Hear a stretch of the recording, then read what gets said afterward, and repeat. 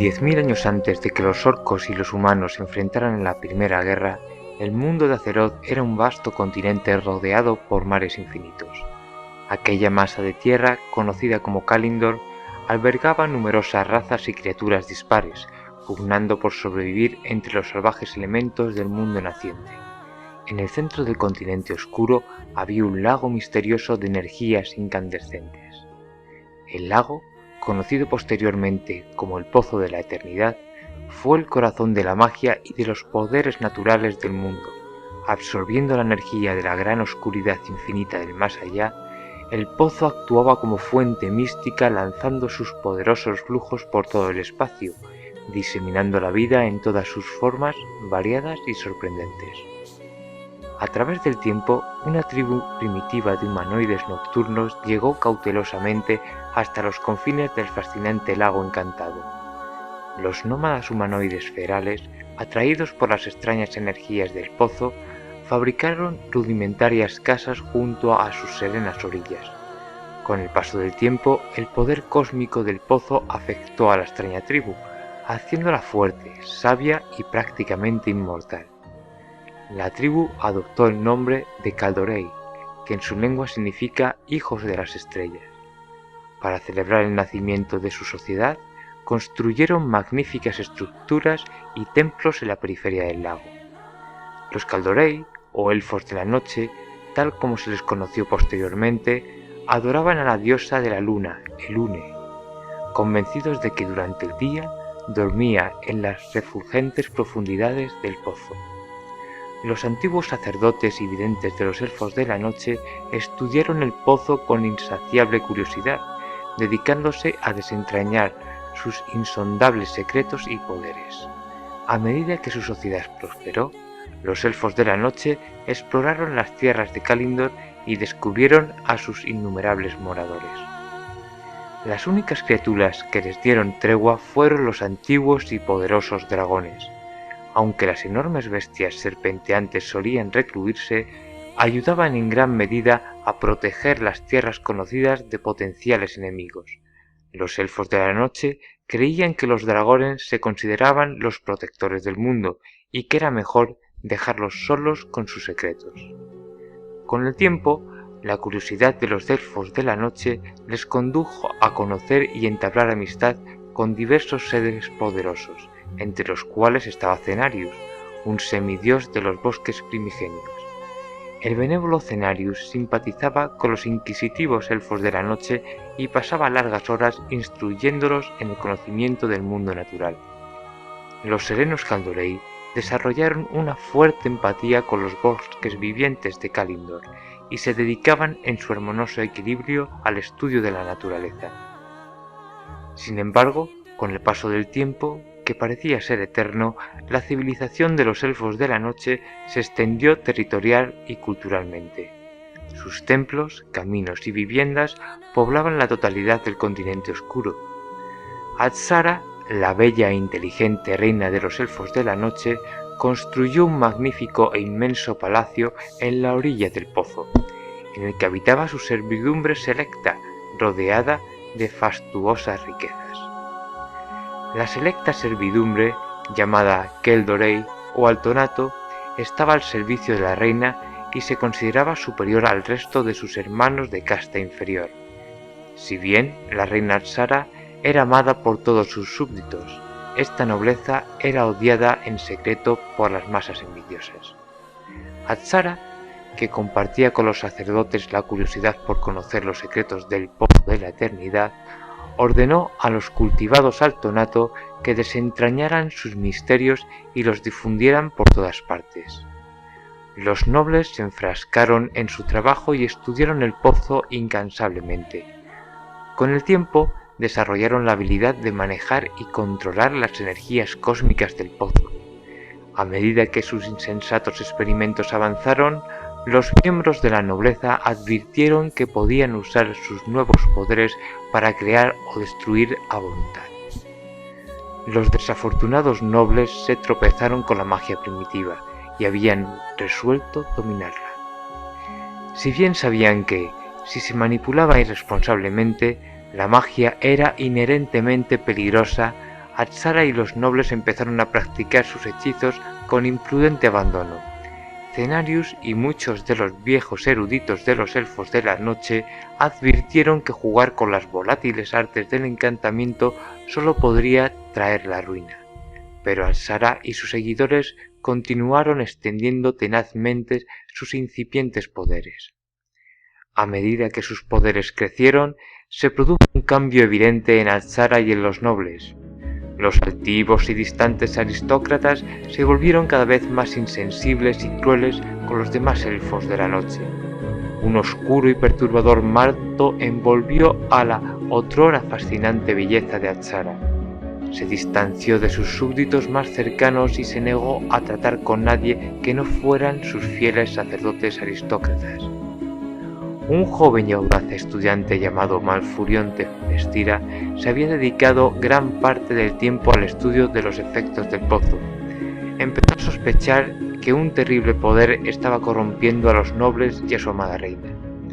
Si bien consideraba inconcebible el mal que los acechaba, sabía que las vidas de los elfos de la noche pronto cambiarían para siempre.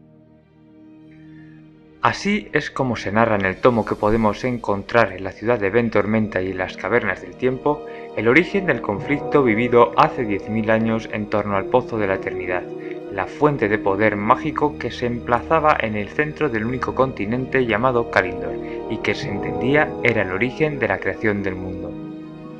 Por otro lado, Sargeras se había separado del resto del panteón. Su misión ahora no sería la de instaurar el orden en el universo, sino todo lo contrario, deshacer lo que con tanta insistencia había conseguido en todos los milenios de lucha contra demonios. Centraría su atención en los Eredar, reclutando a Kil'jaeden y Archimonde, y entre tanto el primero de ellos no cesaría en su persecución del tercer líder, Eredar Velen, Archimonde desempeñaría un papel activo como líder militar de la Legión Ardiente. Llegando a este punto, Sargeras centraría su atención en el poder del pozo. Se entrelazaría de esta forma el destino de los Kaldorei, la integridad de Kalindor y la Legión Ardiente. Como ya hemos dicho, los elfos de la noche estaban liderados por su amada reina Apsara, luz de luces y considerada como la perfección encarnada. A esta reina acompañaba siempre el estrato más alto de la sociedad élfica, llamado Saltonato, entre ellos destacar la figura de Sabius. Este grupo de privilegiados centraba sus esfuerzos en el estudio de la magia y en la obtención del máximo potencial de los secretos que albergaba el pozo. Fue Sabius cuando, profundizando en su misión, llegó a centrar su atención en la presencia de Sargeras. Sabius quedó estupefacto ante el poder que rezumaba de Sargeras y a pesar de que solo podía manifestarse por una pequeña brecha como portal, el poder que de él emanaba era inimaginable para cualquier criatura de este mundo. Orgulloso, pero con cautela, acudió a su amada reina para confiarle lo descubierto. Apsara, movida por la curiosidad innata a su intelecto, quiso sentir tal poder que Sabius le había descrito, y al igual que cualquier otro súbdito fiel a su reina, no podía negarse, por lo que preparó todo para el encuentro entre Apsara y Sargeras. Llegado el momento, el susurro de Sargeras inundó la mente de la reina. El poder era incluso mayor que el descrito, era inabarcable. Fue entonces cuando la ingenuidad e intolerable consentimiento al que había estado vinculada la reina dieron sus frutos. Apsara podía imaginarse a ella junto con Sargeras dominando el mundo, un mundo perfecto como no podía ser de otro modo por la perfección de sus dos líderes, Sargeras y ella misma, en poder, en intelecto y por supuesto en belleza. Desde aquel momento en adelante no cesaría en su empeño por unirse a Sargeras en su soñadora misión en pareja. 3 jóvenes entre todos los Kaldorei del entonces destacaban. Estos eran los hermanos Tempestira, Malfurión e Illidan, y la hermosa sacerdotisa Tirande. Malfurión e Illidan, a pesar de ser gemelos, eran tan opuestos como la noche y el día. Malfurión era comedido y paciente, mientras que Illidan era temperamental e imprevisible. Si ambos fueron iniciados en el estudio del druidismo y tutelados por el mismísimo Semidios Cenarius, hijo de Malor, solo Malfurion concluiría sus estudios en estas artes. Además, debemos saber que Illidan había nacido con un don que le hacía particular entre todos sus iguales: unos fogosos ojos que en la sociedad de los Kaldorei eran tomados como una señal, como un indicativo de que ese individuo había sido tocado y que a él le estaba reservado un papel especial en su tiempo, algo que sería completamente cierto. Así, pronto los Altonato tomaron a Illidan bajo su tutela y fue enseñado en la antigua escuela de magia arcana. Pero esta historia es aún más complicada. Estando así las cosas, ni que decir tiene que los antiguos dioses, no cesando en intentar escapar de las prisiones en que los titanes milenios atrás les habían sellado, se percatan de la presencia de Sargeras y de su contacto con las capas altas de los Kaldorei, sintiendo un soplo de aire fresco entre sus barrotes. Es aquí cuando la complejidad espacial que estamos viendo se le unirá una complejidad temporal. Los dioses antiguos, desde sus prisiones, reúnen el poder suficiente como para crear una anomalía. Nozdormu, el aspecto vigilante del tiempo, avisa al integrante del vuelo rojo, Corialstra, también llamado Crassus, y junto a Ronin van a ayudarle para controlar la situación a través del cierre de la anomalía. Por entonces, los orcos ya estaban liderados por Thrall. Sería él quien mandaría a Proxigar y a Ghazghkull para que siguieran a Crassus y Ronin, y así, de esta forma, o bien averiguaban de qué se trataba lo de la anomalía, o bien, si no había tal, la gloria de una cruenta batalla les enaltecería. Cuando Proxigar y Ghazghkull encuentran a Ronin y Corialstra, Nozdormu está al borde del colapso. El aspecto no es capaz de controlar la anomalía. Se ha convertido en un inmenso vórtice cuya succión lucha por contrarrestar. Sin embargo, tal es la fuerza de la atracción del vórtice que Crassus y Ronin son engullidos por la espiral. Proxigar se les une, pero Ghazghkull se mantiene reacio.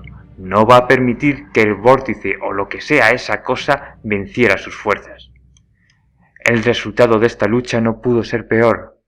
Proxigar vuelve su mirada y observa cómo su compañero de misión es desgarrado y desmembrado, destruido entre gritos de alarido y dolor agonizante. Proxigar se precipita por el vacío del espacio-tiempo. La sensación era indescriptible, de existencia y ausencia simultánea. Finalmente despierta en un neblinoso bosque, la humedad del musgo acaricia su mejilla y cuando su nublada visión le da tregua, puede distinguir la figura de elfos de la noche que se le acercan.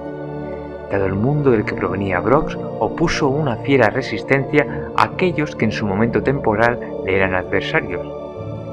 Sin embargo, aquellos elfos en la vida habían visto un orco y tendrían que pasar más de 10.000 años para que vieran más de sus congéneres. Proxigar había llegado a la época de Alzara y de los Altonato. Al tiempo, Brox despierta y se encuentra en una fría celda en los dominios de los Kaldorei. Entonces su historia se entrecruzaría con la de Malfurion, Tyrande e Illidan. Tyrande tuvo conocimiento de la existencia del peculiar prisionero, por lo que se acercó a su celda para conocer de él. Lo primero que llamó la atención de Tyrande fue las condiciones en las que se encontraba. Si bien es cierto era un prisionero, esa condición no era motivo suficiente como para tenerlo privado de agua y de alimento. Tyrande insta a Brox para que le cuente su historia. Entre tanto, Illidan se interpone en la situación. Debemos saber que entre Malfurion, Illidan y Tyrande había un vínculo mágico que les hacía saber en todo momento dónde se encontraban y qué estaban haciendo.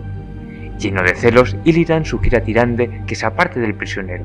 Tyrande, indignada, hace caso omiso a la sugerencia de Illidan y vuelve con Brox para que prosiga con su relato y además cura sus heridas. Entonces se entablaría una relación de afecto entre Tyrande y Brox, y éste le estaría eternamente agradecido a la sacerdotisa. Malfurion se encontraba con su maestro Cenarius. Le confiesa cómo recurrentemente en sueños le es mostrada una reina Alzara perversa y corrupta. Sin embargo, su incondicional amor hacia su reina hace rechazar y enterrar en lo más hondo de su conciencia esta sospecha. Cuando Tyrande concluye en su encuentro con Brox, se apresura a contar lo sucedido a Malfurion.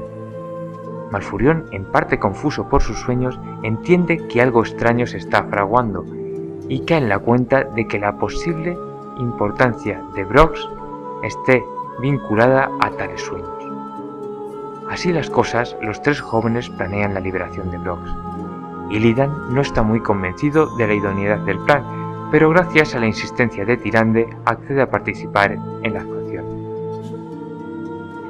Lord Ravencrest, líder de los Guardias de la Luna, había sido encargado de la custodia de Brox, por lo que ante su ida se apresura a detenerles. Ravencrest es consciente del potencial mágico de Illidan, así como de su peculiar forma de ser, y cuando le reconoce como participante activo en la escaramuza, le ofrece un cargo dentro del liderazgo de los Guardias de la Luna. Illidan actuaría a partir de ahora como agente doble. Era un honor, sin duda, el participar como líder de los Guardias, pero tampoco quería separarse de las actuaciones que le mantenían unido a Tyrande. Ayudaría entonces a las dos partes. En última instancia, además, siempre podría contradecir una orden de Ravencrest y quedar como un héroe ante su amada. En este punto de la historia, los Saltonato ya habían conseguido introducir en el mundo algunos demonios. Destacaremos a Car, el maestro de bestias, y Manoroth. Pero sin embargo no habían conseguido reunir un poder suficiente como para poder invocar directamente a Sargeras. Por lo tanto, a partir de ahora, la máxima prioridad de la reina sería encontrar una fuente de poder como para ampliar el portal y reunirse con su amado. Los demonios no entienden de bandos. Akar, movido por su sed de batalla y sangre, ataca a Ravencrest cuando está en su cruzada personal contra Brox y sus liberadores. Los Ravencrest no podía hacer frente al poder del señor de bestias demoníacas. Era una lucha perdida. Illidan entraría entonces en escena, encantando su espada y deteniendo al demonio. Por ello, Illidan sería cubierto de honores entre los ciudadanos de Sir-Nazari, que en nuestros términos significa Gloria de Azshara, y era la forma que los elfos tenían de denominar a su propia ciudad. Malfurion y Tyrande consiguen escapar con Brox, lo llevan en presencia de Cenarius. Crassus y Roni aparecerían entonces y cuando se percatan de la presencia de Brox y este de la de ellos, entablan un forcejeo. Cenarius intervendría. No tolerará disputas en su presencia. Pero Akar concluye su enfrentamiento con Illidan y sigue a Malfurion. Se presenta en este ambiente. Brox no podía luchar. Había sido desarmado por los guardias que le tomaron como preso. Pero Cenarius forjaría un hacha que bendeciría y otorgaría a Brox. De ahora en adelante, ese hacha sería considerada el arma perfecta para Brox y era como una prolongación de su propio cuerpo. Gracias a ello, logran escapar del maestro de bestias demoníacas y una vez pasó el revuelo, Crassus decide que debe retirarse con su vuelo, desapareciendo del conflicto, al menos de momento. Pero si Ravencrest tuvo que retirarse por el ataque inesperado de Akar, este escollo no sería motivo suficiente como para cesar en la persecución de Brox. Finalmente, su insistencia da frutos y consigue encontrar la pequeña resistencia que Malfurion y Tyrande y los viajantes del tiempo habían estructurado. No podemos olvidar la especial notoriedad que, como sabemos, tenían Malfurion, Tyrande e Illidan en su sociedad. Malfurion empieza a explicar a Ravencrest sus sueños, sus temores y lo extraño de la aparición de Brox. El líder militar queda atónito. Él tampoco se permite creer que es su amada reina responsable de la aparición de cada vez más criaturas demoníacas. Debe ser cosa de sabios, que está perturbando su mente y utilizando el poder de su enaltecida reina para traer a este mundo aquellos despreciables seres. Es entonces, a partir de ese momento, cuando la resistencia frente a Sargeras y frente a la Legión Ardiente empieza verdaderamente a organizarse. Su fin, rescatar a Azshara de la influencia negativa de sabios. Los Saltonato, por su parte, continuaban en su empeño por invocar más y más demonios, pero todos los esfuerzos eran en vano para crear un portal con la suficiente potencia como para permitir la entrada de Sargeras. Azshara recurre a su último recurso, sellaría el pozo y redirigiría toda su magia para enaltecer el portal. Con esta decisión privaría a todos los Kaldorei del poder mágico que les suministraba el pozo, incluyendo a los Guardias de la Luna. Cuando los ciudadanos se percataron de la pérdida de la magia a cuyo uso ya se habían acostumbrado y del que alguno había manifestado cierta adicción, se arremolinaron alborotados en torno al palacio de la reina buscando una explicación. Entonces, tras que el portal recibiera un empuje de poder, irrumpen con un tremendo crepitar de armas una gran cantidad de legionarios demoníacos. Aniquilaban sin piedad a los habitantes de Sinasari que no fueran altonatos, y la reina contempla impasible la masacre. Incluso en su interior sentía cierta placidez por la sensación de una próxima unión con Sargeras. El suceso llega a oídos de la resistencia. Malfurión debe actuar. Deben retirar el sello del pozo para devolver el poder a los elfos, y desde luego a los ejércitos, pues de lo contrario poco o más bien nada pueden hacer frente a la legión. La solución que propone, introducirse en el palacio a través del sueño esmeralda, un estado de letargo místico alcanzable por los druidas con instrucción suficiente. Pero el poder de Sabius no era poco y consigue detectar la presencia de Malfurión en palacio. Sería retenido por Sabius en un vial hechizado del que intenta liberarse pero no encuentra debilidad. No hay indicios ni de una pequeña brecha de cuya fragilidad aprovecharse. Crassus aparecería de nuevo, conectando espiritualmente con Malfurión y juntos son capaces de destruir el conjuro de Sabius. Se enfrentaría a su captor, esta vez ya no solo. Con el apoyo de Crassus, juntos logran derrotar a Sabius y aunque no abandonaría el palacio, consiguen controlar y detener en cierto modo las actuaciones de la Legión Ardiente. A la vista, Akar y Banorov no eran suficientes como para controlar la situación. Sargeras decide entonces mandar a Archimonde, máximo representante de la Legión y de sobra conocido por sus éxitos estratégicos en combate. Sabius había fracasado en su papel. Sargeras descarga toda su ira contra su alma, reformándola en un nuevo cuerpo de sátiro con el nombre de Saphir. En el bando rebelde también hubo cambios. Crassus propone pedir ayuda a los dragones, no solo a los de su vuelo, sino a todos y cada uno de los líderes de los distintos vuelos. A su vez, también propone pedir ayuda a semidioses para que les apoyen en esta batalla que compromete la integridad y persistencia de la creación en el mundo tal y como era conocido. Por lo que a la solicitud de auxilio a semidioses, Cenarius tendría el papel responsable. Es el momento en el que los acontecimientos de Alma de Dragón tienen lugar. Neltharion propone la creación de un disco en el que concentrar el poder de los aspectos para así centrar la energía suficiente que consiga derrotar las fuerzas enemigas. La cuestión no es baladí. Se trata de privar a los dragones protectores de Azeroth por asignación titánica de su poder, lo que supone un gran riesgo aunque sea por el bien común. Tras mucho deliberar, los vuelos convergen en una decisión, accediendo a la creación del dispositivo y en él aglutinarán todo su poder. Por su parte, Cenarius consigue el apoyo de otros semidioses para la batalla. Resumiendo, las expectativas no eran negativas, aunque no había que subestimar la potencia del ejército de la Legión, pues ahora estaban lideradas por Archimonde, lo que anímicamente era un punto muy a favor. Entretanto, Malfurión anda ocupado participando activamente en la creación de Alma de Dragón y poniendo a punto la batalla, Illidan, por su parte, aprovecha para entablar mayor relación con Tyrande. En estas conversaciones manifiesta su falta de comprensión por el cariño que Tyrande tiene a su hermano. No entiende cómo, aun poniéndola continuamente en situaciones de peligro, ella le prefiere a él, que siempre trata de protegerla. Estas palabras llenan a Tyrande de pesar. ¿Cómo es posible que Illidan hable así de su propio hermano? Sabe que solo lo dice porque la ama profundamente y siente pena por él, puesto que, si bien la gran incomprensión que debe sentir Illidan debe ser desgarradora.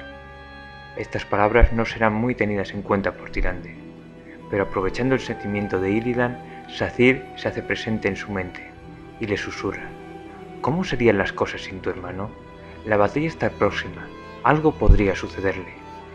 Illidan inicialmente se resiste, pero el daño y la insinuación ya habían oscurecido sus pensamientos. Estaba todo preparado para la batalla. Todos los vuelos esta vez apoyarían la causa de la resistencia, pero los acontecimientos se torcieron. Los dioses antiguos vuelven a hacer acto de presencia. La idea de Neltharion de crear Alma de Dragón no había venido de su ingenio, sino a instancia de la insinuación de aquellos. En medio del ímpetu de la batalla, Neltharion cae en la locura. Arremete contra todos, contra demonios, semidioses, dragones, incluso contra los miembros de su propio vuelo. Desde la perspectiva de mente de Neltharion, todo el mundo está en su contra. Su cuerpo entra en colapso y se desquebraja, dejando relucir entre el ónice de su piel ríos de lava. Desde entonces dejaría a un lado su nombre en Neltharion y pasaría a ser llamado a la muerte, y de la misma forma, alma de dragón cambiaría su denominación a la de alma de demonio. Mucho fue el desorden e incertidumbre que este hecho provocó.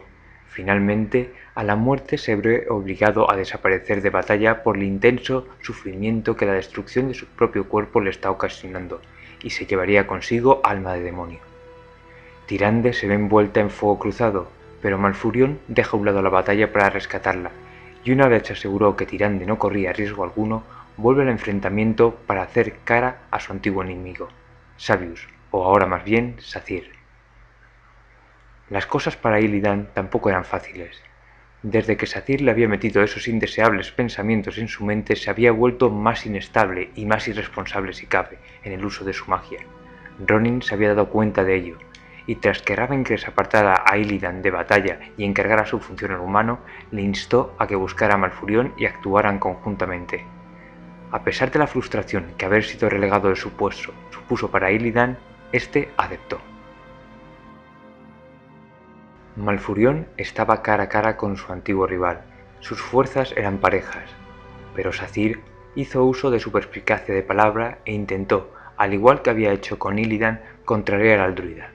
Le contó cómo estaba manipulando a su hermano y cómo Tyrande había respondido a las insinuaciones que éste le había manifestado y su preferencia amorosa. Malfurion sintió un golpe de felicidad al conocer los sentimientos de Tyrande, y tal fue la alegría que llegó a olvidarse de su hermano por unos instantes. Illidan conocía lo que estaba pasando gracias al enlace que tenía con su hermano, y lleno de ira aprovechó el momento de distracción de Malfurion para cortar toda conexión con él. Si no podía estar con Tyrande y había sido separado de su función con los guardias de la luna, todo su plan de quedar como un héroe se desvanecía. Por ello, apoyaría a Sargeras y su legión. Illidan acababa de elegir bando, y se apresura al palacio para manifestar su decisión ante su nuevo señor. Sería en este camino cuando Illidan se hace con las espadas que tanto le caracterizan tras derrotar a su antiguo portador, las espadas de Astinov. Pero nada puede hacer Malfurion ante la decisión de Illidan. No solo Illidan había cortado su conexión, sino que Malfurion percibe el peligro que se cierne sobre Tyrande. Estaba siendo raptada. Malfurion entra en cólera, pero nada de lo que hace puede liberar a Tyrande de sus captores y es llevada al palacio de Azshara. Finalmente, Illidan consigue su objetivo. Llega hasta el portal y se presenta ante Sargeras, que si bien no estaba de cuerpo presente, sí se podía manifestar y comunicar en la mente de aquel que se atreviera a presentarse ante él. Sargeras queda más que satisfecho por la presencia de Illidan, o más bien por el poder que éste irradia, y en ese momento le otorga unos presentes que le acompañarán el resto de su vida y le darán atributos más que característicos. Le otorga nuevos ojos, capaces de percibir la magia del mundo, y dibujará en su cuerpo oscuros tatuajes amplificadores de poder. Tras la infusión de poder que supuso otorgarle tales dones, Illidan cae desplomado. Cuando despierta, se encuentra en una sala con 3 bellas doncellas Altonato. Una de ellas le otorga la cinta que cubrirá el resto de su vida sus nuevos ojos. Esta Altonato no era otra que Lady Bash. Pero si Lady Bash sumaba esencia mágica por todos sus poros, en nada quedaba comparada con el abrumador poder que desprendía Azshara. Illidan quedó anonadado. Siempre había imaginado que su reina, si bien hermosa y perfecta físicamente, no estaba tan bien dotada en cuanto a capacidad mágica. Nada más lejos de la realidad. Un mundo de color y luminosidad se desató ante Illidan en el momento que se puso ante ella. Desde entonces, Illidan quedaba vinculado a los planes de Sargeras, y lideraría su propio movimiento acompañado de Valo-Zen en la búsqueda de alma de demonio. Pero no todo era sumisión y unidad en el bando de la reina. Unos pocos Altonato no estaban de acuerdo con que la entrada de Sargeras fuese lo más recomendable para el futuro de Azeroth, y discretamente se habían organizado en toda una resistencia que intentaba sabotear los planes de Azshara desde dentro. Liderados por Darth Striker, consiguen liberar a Tyrande y escapar de palacio. Es entonces cuando, al enterarse de la huida de Tyrande, Illidan va en su búsqueda, y para suerte de ella es rescatada cuando en medio de la escaramuza la atrapa un guardia infernal y en el forcejeo se precipita al vacío. Illidan retomaría sus ya típicas cruzadas entre bandos. Está convencido en que es el único que puede hacer algo y había robado unos viales con agua del pozo para incrementar su poder bebiendo el contenido. Así resolvería todo el conflicto. Malfurion continuaba en batalla. Los dragoses y semidioses, como sabemos, ya les apoyaban. Con cada caída de una de estas extraordinarias y poderosas criaturas, Cenarius instaba a los combatientes para que se afanaran más. Las muertes no podrían ser en vano. Pero entre tantas cuestiones que atender como líder, Cenarius es acorralado. Todo ya estaba perdido. Entonces aparece el mismísimo padre de Cenarius, el venado blanco Malor. Su presencia supuso una infusión de energía para todos. Obviamente Archimonde no vio esto positivamente. La cosa se le complicaba. Si es cierto, había previsto que algún dragón se uniera a los rebeldes, pero en su imaginación no entraba el apoyo de todos y cada uno de los bolos, de semidioses ni por asomo de Malor. Archimonde decide intervenir directamente en combate. Tiene un único objetivo, Malor. Una vez que los dos grandes iconos de la batalla se encuentran, la lucha era impactante. Archimonde, el líder de los ejércitos de la Legión, contra el noble Malor. Sin embargo, al menor descuido del dios, Archimonde consigue inmovilizarlo y le parte el cuello. El crepitar hizo el silencio en todo el escenario de batalla. Malor había muerto. Malfurion deja todo lo que estaba haciendo para vengar la muerte del padre de su tutor y va hacia Archimonde. Aunque sabe que poco puede hacer, consigue reducirle. Archimonde por su parte sabe que no morirá ante el ataque de Malfurion, pero lo tiene inmovilizado, y la impotencia que esta situación le causa le lleva a retirarse de combate. Llegando a este punto, debemos hacer mención de que la situación en el bando de Ravencrest había cambiado también. Ravencrest había muerto. Le sustituirá desde el Starlight, noble que le seguía en el escalafón, más conocido por su título que por su habilidad militar. Poco duraría en el puesto debido a su falta de competencia y arrogancia, y sería sustituido definitivamente por el bien capacitado Jarod Shadowson. Pero la retirada de Archimonde no quedará impune. Era como fallar a su superior, y volvería a batalla con rabia demoníaca. Jarod se interpuso ante el mismísimo Archimonde, algo ridículo, sabiendo que previamente había derrotado a Malor y que Malfurion solo había podido forzar su retirada. Sin embargo, no es tan ridículo si conocemos los fines de este enfrentamiento. Jarod solo iba a distraer a Archimonde mientras Malfurion conocía la localización de Alma de Demonio a través del sueño Esmeralda y, tras detectar su emplazamiento, se dirigía por él con Brox y a lomos de Isera. Illidan, en medio de su enajenación, detecta los actos de su hermano y quiere hacerse también con el dispositivo para continuar sus acciones y destruir el portal. A la muerte tampoco dejará que toquen su preciada alma de dragón, o más bien ahora alma de demonio, y la defenderá a toda costa. Pero al final, bien es cierto que debilitado por la situación de colapso en la que todavía se encuentra su cuerpo, pierde el artefacto y Malfurion se hace con él. Alma de Demonio manifiesta entonces su poder y hace posible los deseos más profundos de Malfurion. En ese momento Malfurion ve cómo está a la vez a lomos de Isera y junto a Illidan y Tyrande en tierra enfrentándose a los cientos de demonios. Pero entonces, ante la influencia de Malfurion, Illidan recobra parte de su cordura y los dioses antiguos perciben esta situación. Intentarán también controlar la mente de Malfurion, pero este se resiste. Sin embargo, Illidan no podrá con ello y caerá más profundamente en su misión. Brox sigue con Malfurion, que se encuentra a lomos de Isera. Ve que no puede hacer nada ahí frente a los poderes que se están desatando. Entonces mira a sus pies y ve el portal. Es un guerrero, sus armas y habilidad se demuestran cuerpo a cuerpo, por lo que salta al vacío, cae hacia el portal. En la odisea de Brox sufrirá dolor agonizante hasta que al final llega a estar cara a cara con el mismísimo Sargeras y se enfrenta a él. Obviamente, el ataque de Brox no supuso nada para el líder de la Legión, pero resulta admirable la voluntad y fortaleza de este orgulloso orco. Malfurion consigue controlar la situación, pero la energía de alma de dragón había vuelto el portal y el pozo inestables. Coge a Illidan y Tyrande y escapa del escenario. El portal va a estallar y las consecuencias y la energía liberada no tendrán parangón. En el Palacio de Azara la cosa no iba bien. Todo era caos. Con la reina se encontraba un grupo de altonatos, entre los cuales la figura de Lady Bash destacaba. La reina entró en colapso y Lady Bash intenta que recobrase el control y la cordura. Era necesario que reaccionase en aquel momento y tomase alguna decisión de qué iban a hacer. El portal había estallado y las aguas del pozo llenaban las dependencias de palacio. No había escapatoria para los que en ellas se encontraban. Entonces los susurros de los antiguos dioses inundan la mente y Azshara cede ante ellos. El agua estaba por todos lados. Poco a poco cubría a los elfos que con la reina se encontraban, pero no se ahogaban. No estaban sufriendo una desesperada muerte. En su lugar se sentían calmados, a gustos con la caricia de las aguas. Este fue el origen de los Naga.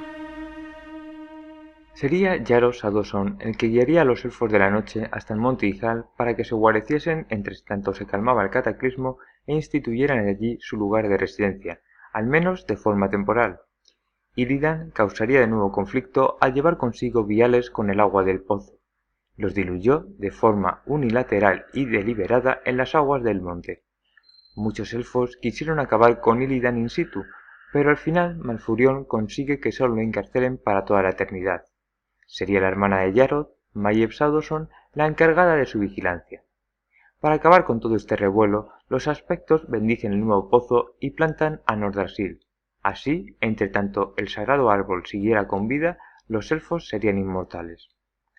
Además, muchos elfos siguen apoyando el uso de la magia, y, de forma general, los elfos de la noche ya no apoyarían el uso de la magia en su sociedad. Estos elfos que apoyaban el uso de magia arcana eran aquellos altonato que se habían segregado de la causa de la reina, y para los cuales la magia arcana había calado muy hondo en su día a día. De esta forma, este grupo de elfos decidieron distanciarse del nuevo bando y partieron rumbo a los reinos del este, donde constituirían la ciudad de Lunargenta y un nuevo pozo, que se constituyó con el agua de uno de los viales robados por Illidan. Malfurion continuó perfeccionando y ampliando sus conocimientos en el druidismo y se convirtió en un archidruida con sus propios pupilos.